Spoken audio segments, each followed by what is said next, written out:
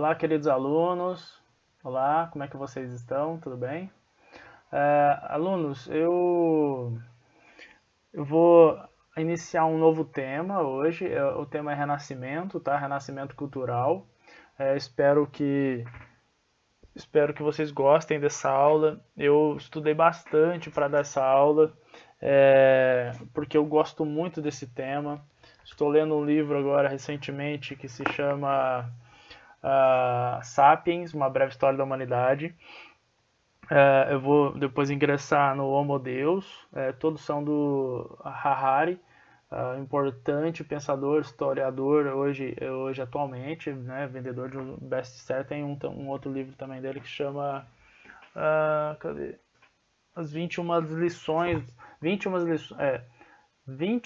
lições para o século XXI. É muito bom também. E algumas passagens fazem muito sentido para a nossa aula de hoje. Eu sou um amante do Renascimento, eu amo bastante esse período, gosto demais.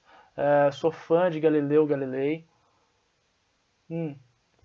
Tanto que eu tenho tatuagem com frase desse cara, né? Então, amo também Leonardo da Vinci, um grande inspirador da inteligência, do conhecimento. Então, nossa aula hoje vai ser bem inspirada. Eu estou bastante inspirado para essa aula e eu espero que vocês gostem bastante. Mas vamos iniciar, galera, com a cultura da Alta Idade Média, que é uma parte muito importante para entender a contradição entre a arte na Idade Média e a arte no Renascimento. Então vamos iniciar. Vocês podem perceber que tem imagem pra caramba aí, então a gente vai analisar ponto a ponto aí, não vamos gastar tanto tempo, tá? Mas vamos analisar elas. A primeira é essa característica, né? Então eu quero trazer para vocês que no período da Alta Idade Média, pode parecer óbvio, mas toda a perspectiva de arte se altera graças a essa perspectiva religiosa. Então, a verdade é baseada na religião, tá? A religião dita a verdade nesse período, não é a ciência, não é os mercadores, não é outra cultura, é a Igreja Católica que dita a verdade.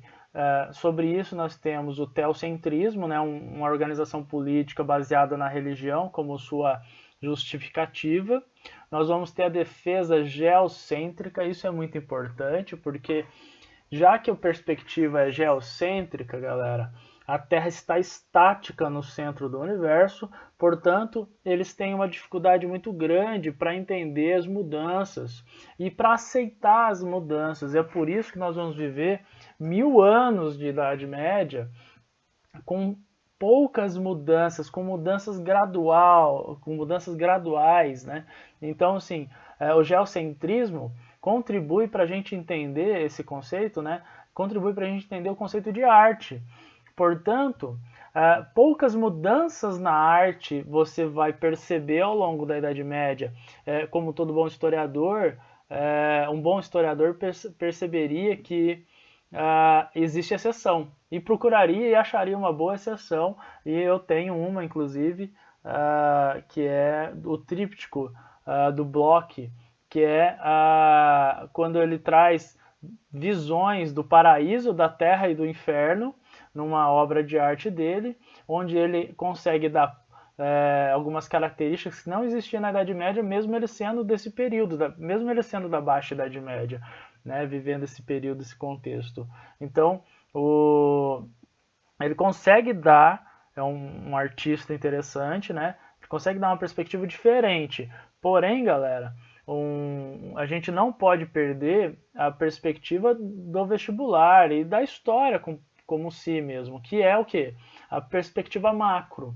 Analisar ideias gerais, analisar conceitos gerais para entendermos esse período. Essa é uma discussão muito bem feita por Max Weber na sociologia, né? Os tipos ideais, né? Estudar os ideais daquela sociedade é estudar a sociedade. Então, se nós estudarmos esses daqui, nós vamos entender e vamos nos dar muito bem nas provas de vestibular. Olha lá.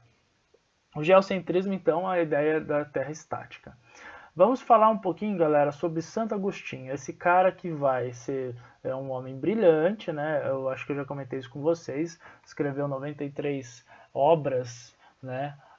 Chegou a bater 200 e poucos livros, né? E isso porque ele começou a vida dele na Igreja Católica muito tarde, né? Tardia, com 30 e poucos anos. Esse cara, ele era argelino, né? Ele fazia parte do Império Romano, então ele vai viver ali o final do Império Romano, onde o cristianismo já é oficial e ele está se tornando uma perspectiva bem importante. Santo Agostinho vai cristianizar a teoria platônica. Isso é fundamental para entender a arte na Idade Média, porque existe a dualidade entre o céu e a terra, como vocês podem perceber. A dualidade entre o céu e a terra. Na teoria da iluminação, na teoria da cidade de Deus, de Santo Agostinho, ele vai pegar vários conceitos platônicos, né?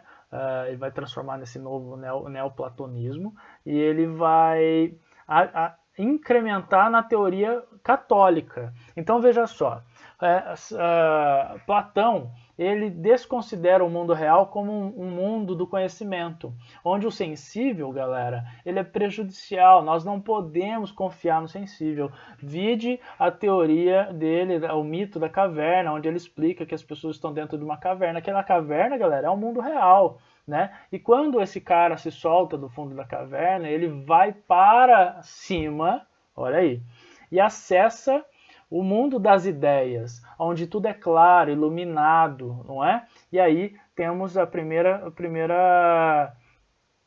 roubo intelectual, aí vamos dizer, a primeira cristianização de Santo Agostinho, que é a teoria da iluminação. Quando nós se tornamos próximos de Deus, nos tornamos próximos de Deus quando rezamos, oramos, buscamos Deus. E quanto mais perto de Deus, mais iluminado nós seremos, mais verdade nós conseguiríamos. Então veja só, é a saída da caverna de Santo Agostinho. É a saída da caverna do mito do Platão, mito da caverna de Platão. Então veja só, temos a teoria da iluminação, né, que a resposta está no céu e a Terra é um lugar da sensibilidade, portanto, é da falsidade, do não conhecimento, da mentira, né? Fora isso, galera, nós temos a ideia da cidade de Deus e a cidade dos homens, né? A cidade dos homens é esse mundo terreno, esse mundo real, esse mundo que nos perturba os sentidos e nos confunde. A cidade de Deus é a cidade perfeita, é onde está o conhecimento, é onde está a sabedoria divina. Então veja só, nós temos uma teoria onde a cidade de Deus é perfeita e a cidade do homem é o reflexo imperfeito. É aquelas sensações que nós temos, aquelas impressões, aquele mau conhecimento que temos. Então veja só, o que estará sendo diagnosticado aí a partir dessa teoria de Santo Agostinho, da cristianização de Platão? Primeiro, uma dualidade nas obras de arte do céu e da terra, né? Sempre apontam-se para cima. A mão geralmente dos personagens nas obras terão uma deformidade ou será desproporcional, né? Será maior, sempre para destacar que estará apontando para cima, para Deus, né? Para dar esse destaque, essa informação, comunicar de certo modo de forma bem didática. Então, nós temos aí essa característica. A segunda característica, já que aqui é o mundo da imperfeição, que o mundo real, o mundo terreno é o mundo da imperfeição, para que produzir obras de artes naturalistas ou realistas? Não faz sentido nenhum. Então nós vamos perceber várias obras onde tem uma desproporcionalidade do corpo, da mão, da cabeça, do tamanho da coroa. Não faz sentido nenhum. Eles estão sendo, de certo modo, fiel à teoria da Igreja Católica, que aqui não é o mundo de Deus, na verdade, aqui é o mundo da imperfeição, né? Então essa dualidade entre o céu e a terra é muito importante. Bom, a estética. A estética da Idade Média, galera, ela é desnaturalizada, sem particularizar os personagens, todos têm a mesma cara, raros são, você não dá para você distinguir se é mulher ou homem. Na verdade, você consegue distinguir, galera, só que pela roupa, né? nem muito pelo cabelo, mais pela barba. Você consegue só diferenciar um homem de uma mulher pela barba, mas o resto é tudo igual, sem proporção geométrica, sem equilíbrio e simetria, não tem, tá? É proposital, como eu disse para vocês, né? Essa proporção, ele quer destacar alguma coisa, então Deus é poderoso, então faz o bichão grande. Jesus é poderoso, é o Salvador, então faz ele grande e os outros menores, para as pessoas entenderem quem é aquele personagem. Sem perspectiva, você não consegue ver um fundo, né? Você não consegue ver um plano atrás, você não consegue ver uma imagem menor para mostrar que ele está mais longe. Todos parecem estar na mesma linha, mesmo parecendo que está atrás, todos parecem estar na mesma linha, no mesmo horizontal. Uso de cores como informação. A cor é muito importante para destacar principalmente o clero, a nobreza. Por quê? É uma sociedade, galera, onde a cor é muito importante. Uma sociedade onde a lã, ela é bege, né? Ela é bege quando se produz lã, a roupa geralmente. Então é um linho, né? O linho fica meio bege, não é branco, né? Branco Vanish, né? Não é nada disso que parece nas propagandas. Ela é bege. Então como é que eu faço para me destacar? Eu sou nobre, eu sou importante da igreja e tal. Como é que eu faço para me destacar, mostrar que eu sou? A roupa. E a roupa, ela é colorida. Quanto mais colorida essa cor, quanto mais diferente a cor, mais nobreza essa pessoa carrega. E não é à toa que eles praticamente devastaram a Mata Amazônica atrás do pau-brasil, por essa tintura vermelha, que é uma tintura, o vermelho é uma cor nobre, né, de sangue, né, de sangue real, né, de importância, né? Então é muito bacana a gente entender isso. As sedas, né, produzidas na Índia, na China, são importantes, as cores vindo lá, então a cor é muito chamativa, né? Então as informações contidas na cor são importantes. Sem mais delongas, vamos analisar algumas imagens, tá? A primeira imagem aqui é justamente a ideia de proporção e cor, como eu disse para vocês, né? Jesus, o Salvador. Vocês percebam que essa imagem ela já tem uma perspectiva mais bárbara, tá? Por que bárbara? Por causa da barba, tá? Jesus ele está sendo meio que transformado numa figura da cultura bárbara por causa da barba. Olha o tamanho de Jesus perto dos outros, né, dos anjos e padres e pessoas santas aqui. Ele é maior, a desproporcionalidade é muito importante. Vocês percebam também que não existe perspectiva, todos estão no mesmo plano. Não existe proporcionalidade, equilíbrio, né? Olha a cor como é importante para destacar esses membros, né? Então é muito importante perceberem isso.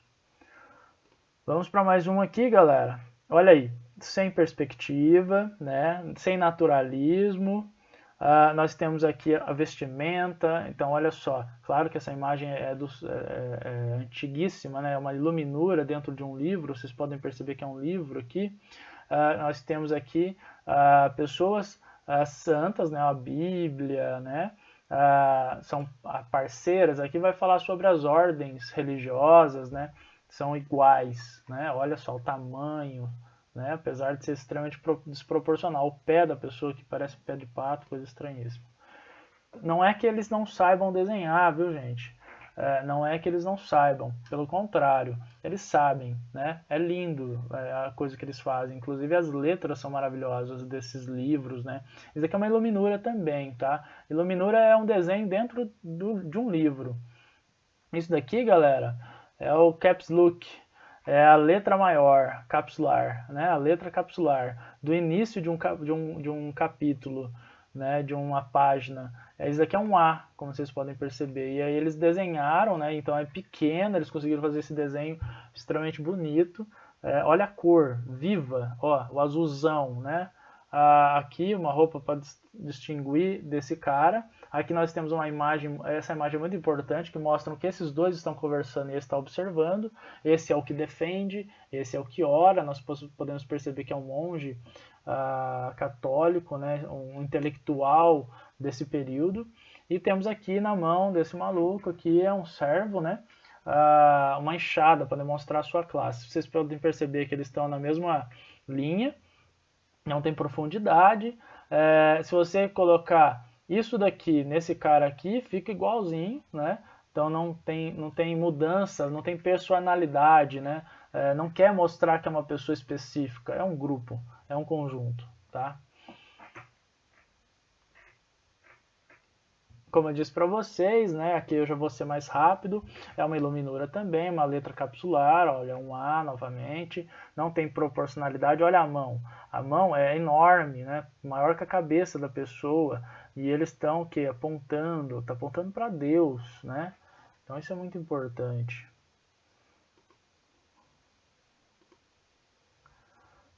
Parece que foi uma criança que desenhou isso daqui, né, como vocês podem perceber, não tem, olha isso daqui, é a mesma cara, galera, mesma cara, é o mesmo rosto, não tem personalidade na obra.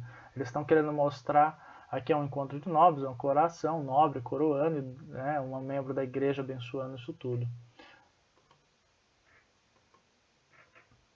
Mesma coisa, sem proporcionalidade, o mesmo rosto, olha lá, iluminura novamente. As iluminuras são as mais famosas, tá, galera? Poucos quadros vão ser pintados, poucos trípticos eram famosos também, que é tipo um armarinho que tem cada porta tem uma pintura. Afrescos vão ser pintados, mas o iluminura é a mais importante, tá?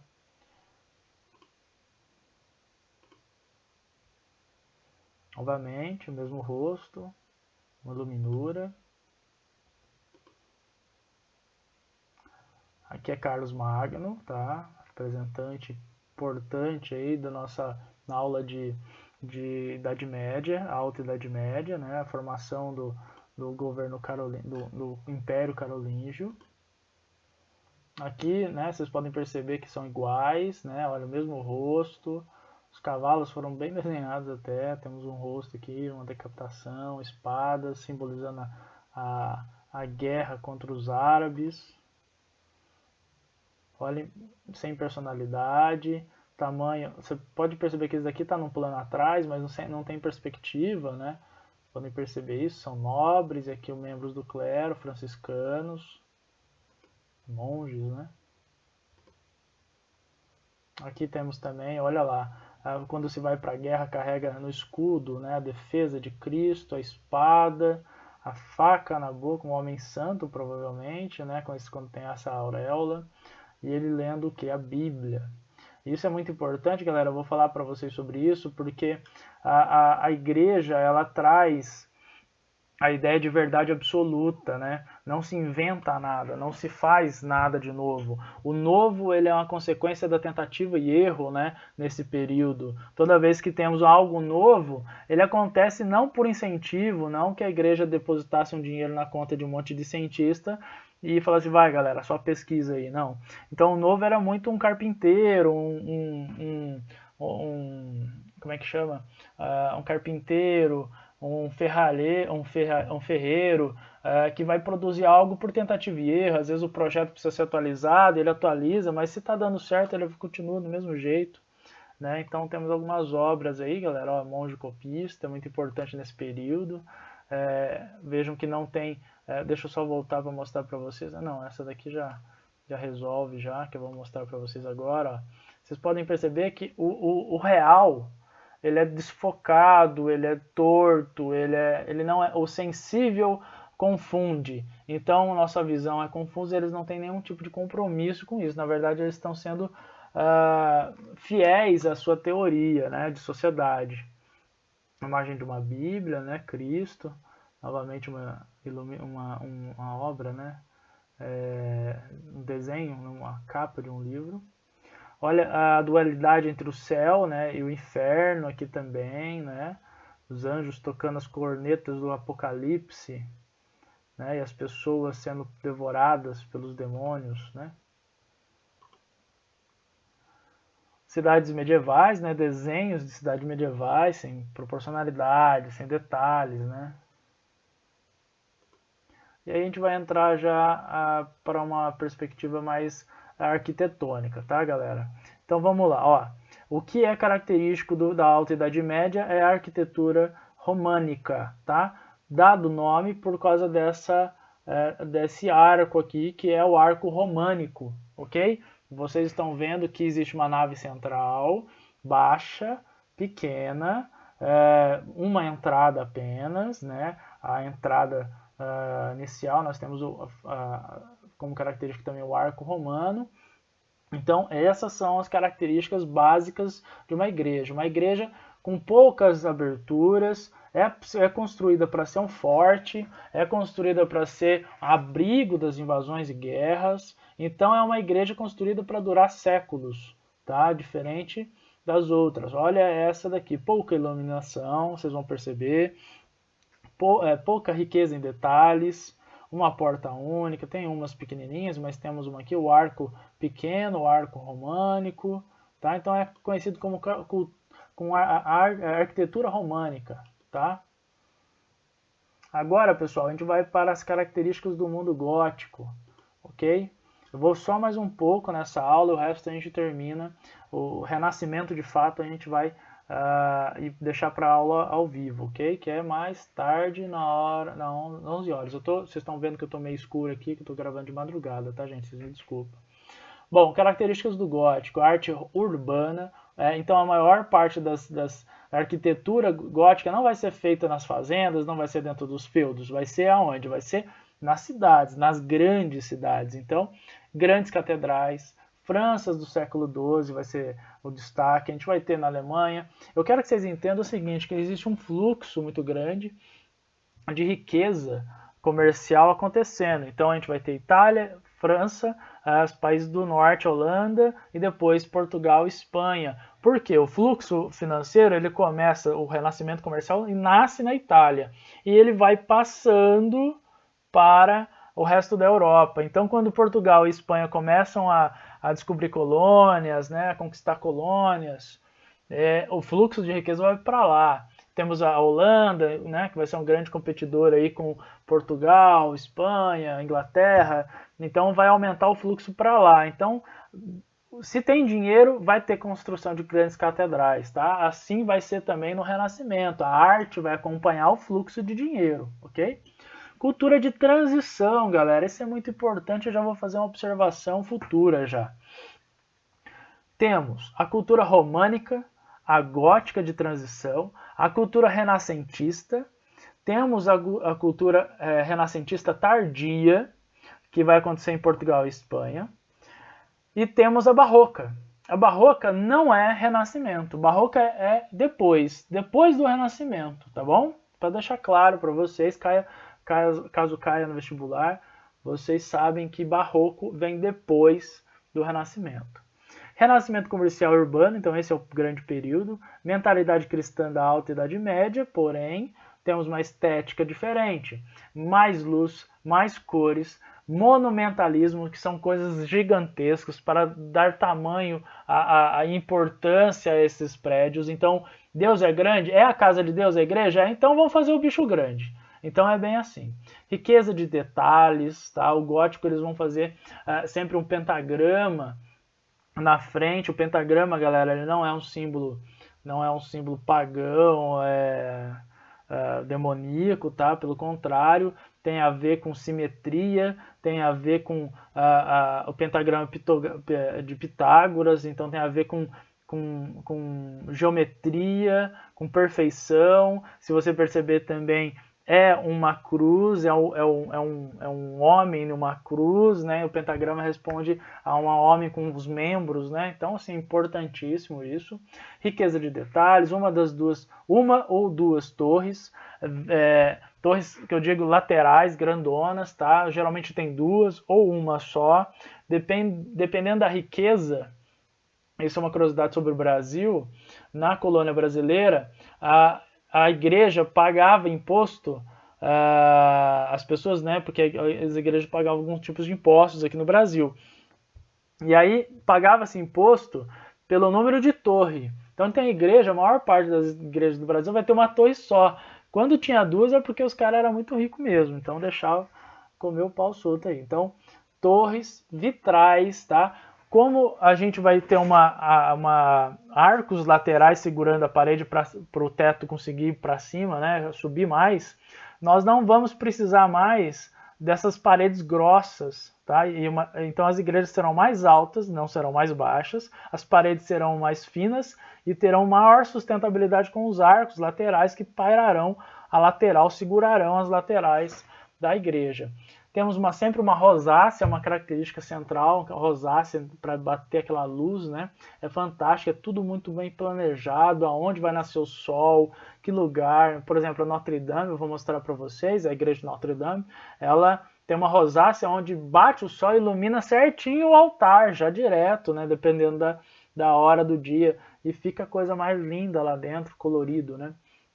3 entradas grandes, duas pelas laterais, uma pelo central, arcos laterais, como eu falei para vocês, e agora eu vou terminar para explicar para vocês a arte gótica, né, que é uma de transição entre a Alta Idade Média e o Renascimento. Olha a diferença desse arco, galera. O outro arco da cultura românica, vocês vão perceber que ele era baixinho, era aqui, ó. Esse não, é altíssimo. Olha isso aqui, gente. É altíssimo. Arco batente, então um arco que chega lá no batente, né? Nós vamos ter a estrutura aqui, ó, de arco que segura, né, a parede, né? A ogiva, galera, ogiva é aquela ponta de bomba, sabe? Ela é redondinha na ponta e vai descendo. Então temos várias ogivas. Para que as ogivas? As ogivas, galera, o teto e as laterais é para dar a impressão de grandeza, para dar uma confusão no nosso sentido de que parece que o céu está se abrindo, tá? Então é muito inteligente essa técnica para dar essa impressão. Deixa eu ver se está certo. Acho que é isso mesmo. Ó, essa daqui é uma igreja, né, gótica, uma torre, né, só tem uma torre, uma rosácea. Aqui ainda vocês podem perceber uma influência da cultura românica, então temos os arcos românicos, porém ela já tem elementos góticos, tá?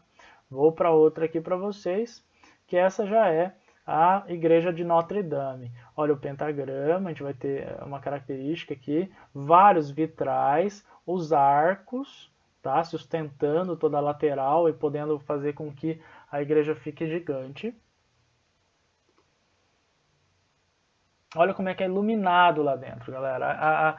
Existe uma confusão muito grande em alguns filmes ao apresentar a Idade Média como uma Idade das Trevas, obscura, pouca cor. Né? Nós temos um período, né, a Baixa Idade Média, onde as igrejas são extremamente iluminadas. Tá? São coisas mais lindas, né? Quando bate o sol nesse vitral aí, o negócio fica muito louco lá dentro. Fica muito doido. Você toma uns goró e vai para essa igreja, você, uau, uma rave, né? Toca um som legal, pronto.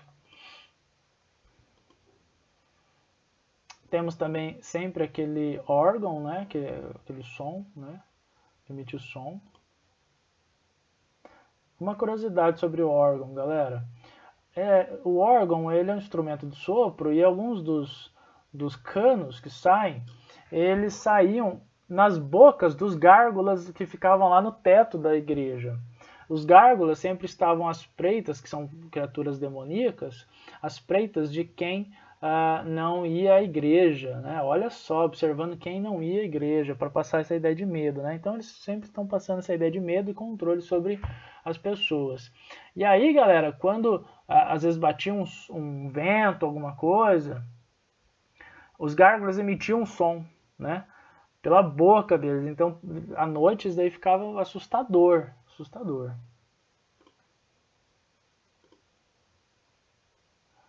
Novamente, né? Ó as ogivas. Ó. Isso daqui é uma ogiva, tá? Para dar a impressão de que o céu ele se expande.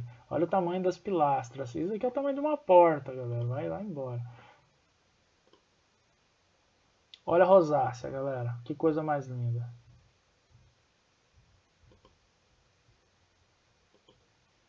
Olha os vitrais. Não se esqueçam que os vitrais, né, essas imagens nos vitrais são educativas, né? É uma sociedade letrada, é uma sociedade onde as pessoas são analfabetas. Então, eles têm que passar uma ideia, têm que contar uma história, têm que ensinar. Inclusive, tem uma questão que caiu no vestibular muito top, que é sobre para que servem as imagens e os desenhos dentro das igrejas. É para educar, tem uma função educativa mesmo, né? Mais vitrais.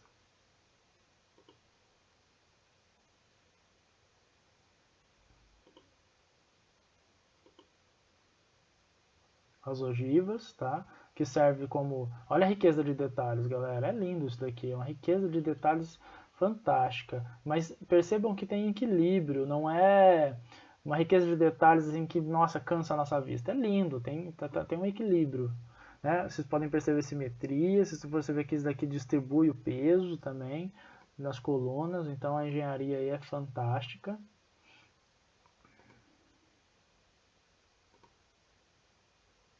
Mais uma vez a rosácea, como é iluminado, como é lindo dentro dessas igrejas, tá?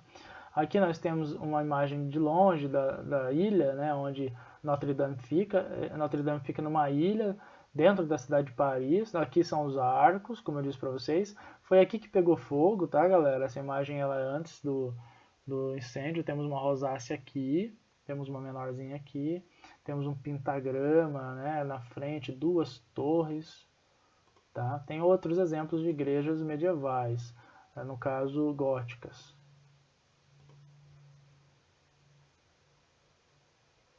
Ó, de longe. Né? Um tio meu viu uma missa do galo nessa igreja. Falou que é a coisa mais linda do planeta. Pessoal, eu queria comentar sobre essa imagem que está na porta da igreja de Notre Dame. Vocês podem perceber a riqueza de detalhes. Aqui temos o Salvador, Jesus Cristo, no juízo final. Aqui nós temos a separação dos homens e mulheres que vão para o paraíso. Aqui é o juízo final, apocalíptico, tá? Nós temos os apóstolos, temos todo mundo aqui que é importante. E aí temos uma dimensão de que vai se abrindo, né? Essa imagem aqui é a coisa mais top, né? Imagina o tempo que levou para fazer isso daqui. Foi em 1300 e pouco, tá, gente? Demorou. Aos gárgulas, como eu disse para vocês, as bocas eram conectadas com tubos que às vezes ou era de água ou às vezes de sopro do órgão, e aí eles emitiam um barulho assustador. As ogivas, né? Notre Dame novamente, à noite. Essa aqui é uma outra igreja, essa igreja aqui é no Brasil, tá? Em São Paulo. Nós temos aqui uma característica gótica, duas torres, a riqueza de detalhes, simetria. Olha os arcos laterais, a abóbada, tá? Aí temos a porta central, a rosácea. Bom, é isso que eu queria falar para vocês nessa primeira parte. Renascimento, nós vamos falar agora que a gente já viu a parte da cultura da Alta Idade Média, as características do gótico, que é essa transição, nós vamos falar na próxima aula. A próxima aula será ao vivo, nós vamos falar sobre a cultura do Renascimento, especificamente já fazendo esse outro paralelo, trazendo esse outro lado. Eu estou fazendo desse jeito, dividindo para não ficar muito cansativo. Porque se deixasse eu ia embora aqui. Nessa próxima aula ao vivo eu vou trazer inúmeras curiosidades, tá, galera? Várias mesmo, vou trazer algumas leituras de passagem de livro, vai ser bacana. Eu acho que a nossa, para mim é a última aula do dia, então assim, se tiver da hora, vocês vão me dando toque lá e a gente vai dando uma estendida. Mas eu quero ser o mais breve possível, quero trazer detalhes, riquezas e importância assim, desse tema que é muito, muito, muito, muito importante para mim. E eu queria trazer tudo que eu sei, tudo que eu aprendi sobre esse período que eu amo tanto, tá? Então, um beijo para vocês, até a próxima aula. Até mais, galera.